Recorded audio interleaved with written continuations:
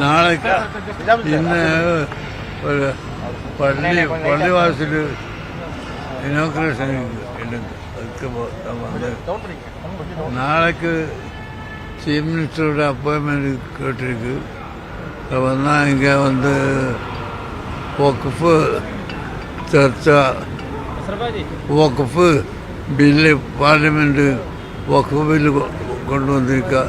அந்த பில்லு என்ன செய்யணும்னு அப்படியெல்லாம் நாளைக்கு தான் சீஃப் மினிஸ்டர் கொண்டு போய் அப்புறம் ന്യൂനപക്ഷം ഇനി ന്യൂനപക്ഷத்துக்கு ഗവൺമെൻറ് എല്ലാ ഗവൺമെൻറ്റും എല്ലാ ഒത്താശ ചെയ്യണം. അതും മുഖ്യ ചീഫ് മിനിസ്റ്ററോട് പറയാൻ പോകുന്നു. പിന്നെ പള്ളിവാസൽ ഉദ്ഘാടനവും കൂടാതെ നമ്മളെ എഡ്യൂക്കേഷൻ ഡിപ്പാർട്ട്മെൻറ്റ് ഓൾ ഇന്ത്യ ലെവലിൽ വലിയ പെരിയർക്ക് വ്യാപിക്കാൻ പോകുന്നത്.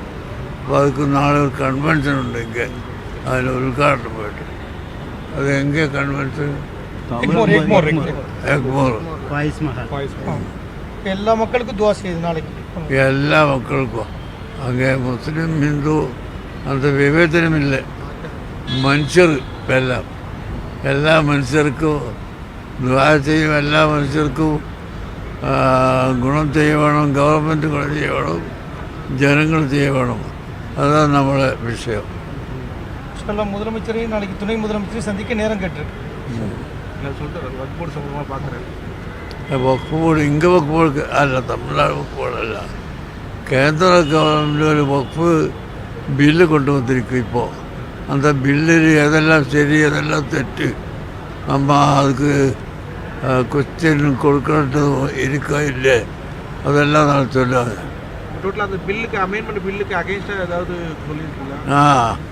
அமெண்ட்மெண்ட் வேணும் பில்லுக்கு. அமெண்ட்மெண்ட் இல்லாமல் அந்த பில்லு அப்படியே பாஸ் ஆக்கக்கூடாது கேந்திர கவர்மெண்ட். அதுக்காக தமிழ்நாடு சிஎம் சந்திக்கிறீங்களா? தமிழ்நாடு சிஎம் சந்திக்கணும் நாளைக்கு சார்.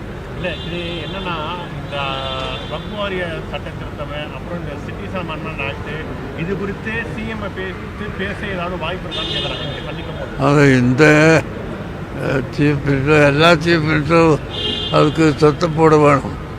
பிரைம் மினிஸ்டர் அடுக்கிற எல்லா chief minister, Tamil Nadu chief minister, Kerala chief minister, Karnataka chief minister, எல்லா சீஃப் மினிஸ்டர்ஸும் அது சொல்ல வேணும். அப்போ தான் பிரைம் மினிஸ்டருக்கு அது சரியாக வருള്ളൂ. அதுக்காக என்ன வேணும் அது நாளை எங்களுக்கு சொல்கிறாங்க. இல்லை, நீங்கள் தமிழ்நாடு சிஎம் சந்திப்பீங்களா? ஆமாம், நாளைக்கு இன்ஷா அல்லாஹ். தேங்க்யூ. நோடு சார் நிஜாம் சார் வெயிட் இது கல்வி கொடுத்தாங்க.